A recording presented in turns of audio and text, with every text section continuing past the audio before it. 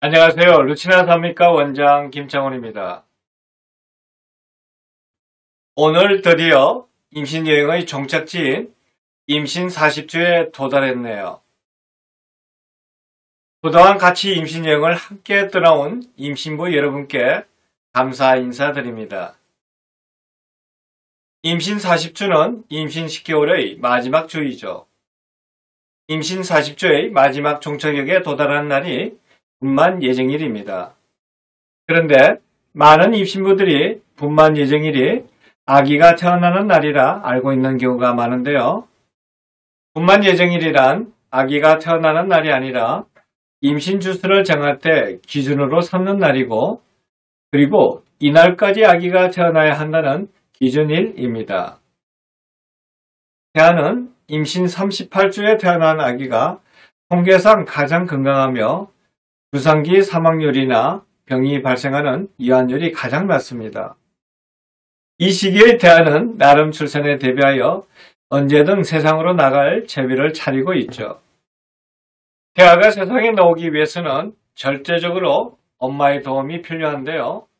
이것은 태아를 골반으로 내려갈 수 있게 생활하고 운동하는 것입니다. 태아가 골반으로 내려가야 가진통이나 자궁수축을 동반한 진진통이 오게 되죠. 따라서 자연분만으로 출산할 임신부라면 이제부터는 본인 체력이 되는 한 자연 진통이 오게끔 생활하는데 온 힘과 시간을 투자해야 합니다. 자, 그럼 이런 점을 상기하고 이제 임신 40주의 본격적인 여행을 떠나볼까요? 우선 태아의 성장과 발달부터 알아보겠습니다. 항상 하던 대로 태아의 변화부터 살펴보겠습니다. 태아는 임신 36주면 뱃속에서 자랄 수 있는 장기나 성장은 끝난 상태인데요. 간혹 성장이 느린 아기가 있고 임신 주수에 오차가 있을 수 있어 정상 분만 시기를 임신 37주경부터 잡는 거죠. 즉, 열매가 다 익었는데 과일의 단맛을 위해 마지막 햇빛을 쬐는 것과 같다고 생각하시면 됩니다. 다시 말하면 아기는 자궁 밖으로 나올 준비가 다 끝난 상태며 엄마는 아기가 태어나기를 손꼽아 기다리죠. 하지만 아기가 태어나기 위해서는 태아의 노력보다는 약 80% 정도는 임신부의 노력이 더 중요한데요. 따라서 태아가 골반 쪽으로 내려가게끔 산모가 노력을 하여 태아의 머리가 골반 쪽으로 내려와야 합니다. 그러면 자궁문이 부드러워지고 열리면서 자궁문을 막고 있던 점액 플러그가 떨어져 나오는 이슬이 비친 다음에 진통이 시작되죠. 이 시기의 태아는 이미 70가지의 반사 능력을 가지고 있으며 폐지는 대부분 사라지고 몸의 15%는 지방이 차지하는데요. 태아는 태어나는 즉시 바깥에서 생활할 수 있는 상태로 아기의 심장 기능도 바로 바뀔 수 있습니다. 임신 40주가 되면 많은 임신부에서 태아가 골반 쪽에 진입해 있는데요. 하지만 일부 임신부에서는 전혀 골반 쪽에 들어와 있지 않는 경우도 최근에는 많이 보게 됩니다. 골반 쪽으로 내려온 아기의 머리는 뼈와 뼈의 이연매가 아직 굳어지지 않고 부드러운 조직으로 되어 있죠. 좁은 산도를 통과하게 쉽게 변하는데요. 즉, 가늘고 긴 형태, 몰딩이라는 과정을 거쳐 빠져나오게 됩니다. 하지만 산도로 들어가는 입구가 너무 좁거나 형태가 이상하면 방향을 바꾸지 못하게 되는데요. 그러면 분만 진행이 안 되어 난산을 하거나 제왕절개 수술을 하게 되죠. 이렇게 태아의 상태에 대해 알아봤으니 이제 엄마인 임신부에 대해 알아볼까요? 많은 임신부들이 진통이 오는 것이 겁이나 하다가 오히려 이 시기부터는 진통이 오기를 바라는 임신부들이 많아지는 시기이죠. 출산 준비가 되어 언제라도 진통이 걸릴 준비가 된 여성은 서 있는 것조차 힘들고 숨이 차며 소변도 자주 마렵고 행동도 부자연스러워집니다. 이 시기의 자궁 무게가 임신 전보다 10배 이상 증가된 상태라 배가 많이 불러있고 무게중심이 허리나 하체 쪽으로 내려가 불편감이나 통증이 생기게 되죠. 대개는 출산이 가까워지면서 배뭉침이나 자궁수축이 자주 오게 되고 또는 가진통이 자주 오게 되죠. 가진통과 진진통의 구별에 대해서는 여러 번 언급드렸는데요. 가진통은 진통시간이나 진통의 강도가 짧아지지 않거나 점점 세지지 않는 거죠. 즉, 출산 진통을 걸리게 할 정도가 아니고 진통이 사라집니다. 반면 진진통은 분만 진통을 유발할 정도의 진통으로 진통이 점점 강해지고 진통시간도 짧아지죠. 초산인 경우 약 10분 미만의 진통이 규칙적으로 1시간 이상 지속된다면 출산을 위해 병원에 가셔야 합니다.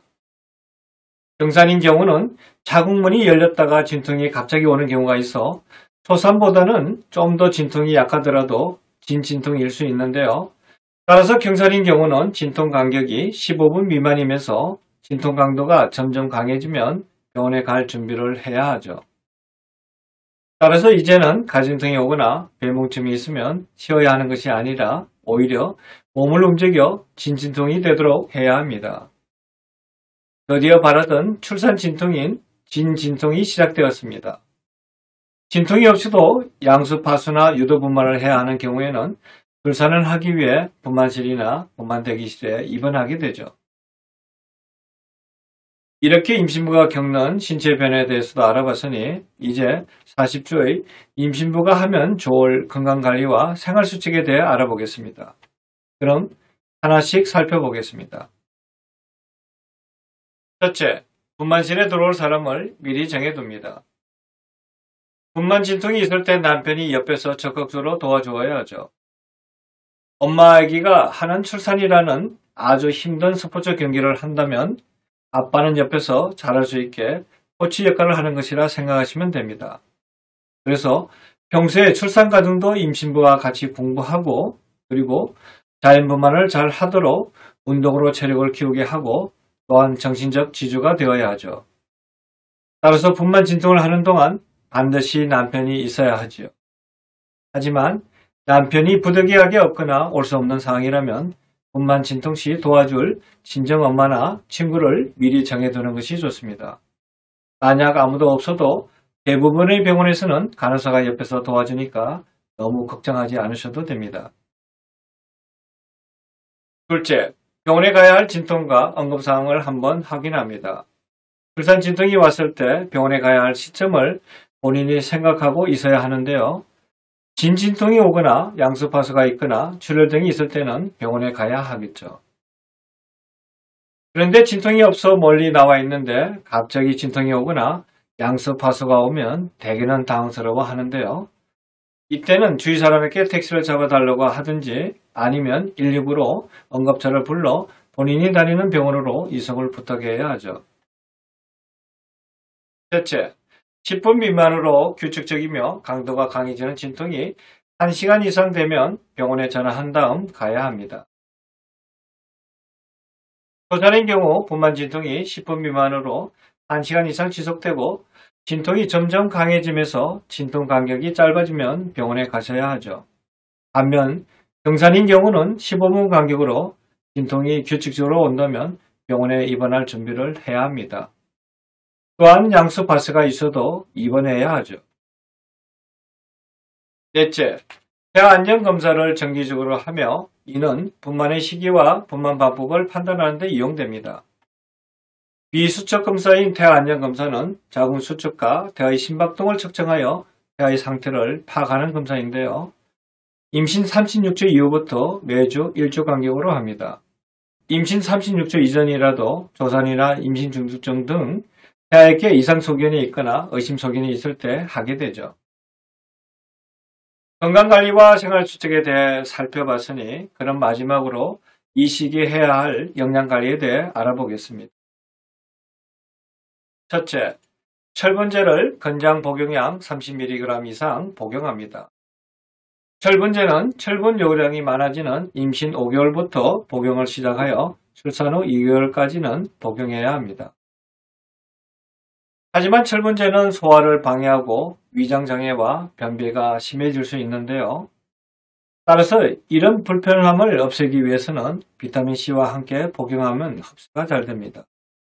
철분제를 복용하는 가장 좋은 방법은 간식 시간에 철분제를 복용하면서 오렌지 주스 한 잔을 같이 복용하는 것입니다. 둘째, 철분이 많이 함유된 음식을 섭취합니다. 철분은 간, 소고기, 홍합, 굴, 달걀, 생선, 콩, 현미, 시금치, 견과류, 호두, 잣 등에 많이 들어있죠. 또한 건포도, 아스파라거스, 노강색 채소 등에 많이 함유되어 있는데요. 하지만 철분은 동물성 식품 형태가 흡수율이 높습니다. 셋째, 가진통이 자주 오거나 진진통이 시작되었다면 금식을 하는 것이 좋습니다. 가벼운 음식도 진통이 시작되면 구토 등의 증세가 오기 때문에 금식을 하는 것이 좋죠. 넷째, 진통이 길어지고 갈증이 나면 찬물로 입술을 축이거나 얼음을 빨아먹습니다. 진통 전에는 음식을 적당히 먹고 진통이 오면 금식을 하는 것이 좋은데요. 하지만 너무 금식을 하다 보면 탈수가 일어날 수 있어 오히려 태아나 산모에게 해가 되죠. 그렇다고 물을 너무 많이 먹으면 진통 중에 구토 증상이 나타날 수 있어 찬물로 입술을 축이거나 물을 조금 먹는 것이 좋습니다. 물을 적게 먹더라도 정맥 주사로 체내로 수분을 공급하기 때문에 탈수 증상은 거의 오지 않습니다.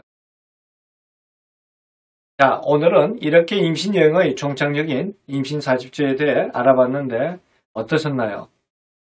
도움이 되셨나요?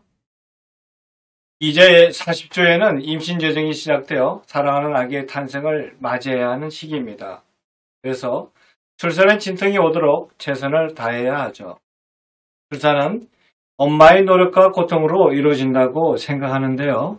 하지만 엄마보다도 아기가 세상을 나오기 위해 목숨을 건 사투를 벌린다고 생각됩니다.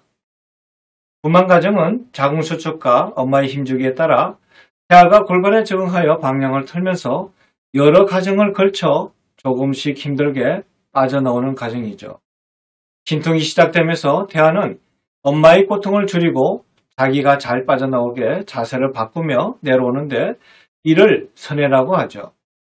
또한 태아는 좁은 산도를 통과하기 위해 몰딩이라는 과정을 거쳐 빠져나오게 됩니다. 이러한 출산은 산모에게도 고통스럽지만 태아에게는 세상에 나오는 신부식이며 엄마보다 더 힘든 과정을 겪습니다. 하지만 산도를 잘 빠져나오다가도 분만의 진행이 안 되면 태아가 위험하게 되죠. 이럴 땐 태아를 위해 응급제왕절개 수술을 하게 됩니다. 따라서 자연분만이나 순산을 하기 위해서는 분만 진통 중에 태아에게 위험한 일이나 곤란한 일이 생기지 않도록 의료진의 지시에 따라 최선을 다해야 하죠. 분만 예정일이 지나도 간혹 진통이 없는 경우가 꽤 있는데요. 이는 태아가 골반으로 진입하지 못한 경우죠. 이럴 경우 양수양이 적당하고 태반이나 태아 상태가 좋으면서 태아의 크기가 적당하다면 일주일 정도 지켜볼 수가 있죠. 일주일 정도 지켜보았는데도 진통이 없다면 제왕절개를 하거나 유도분만을 하게 됩니다. 이렇게 아름다운 임신 10개월 여정을 힘들고 어렵게 지냈는데요. 그동안 노력과 정성이 결실을 이루는 시기인 만큼 임신부 모두 다 건강하고 행복한 출산이 되기를 빌면서 파이팅! 파이팅! 파이팅의 응원을 드립니다. 그럼 다들 순산하기를 빌면서 오늘 강의는 여기서 마치겠습니다. 오늘도 행복하세요.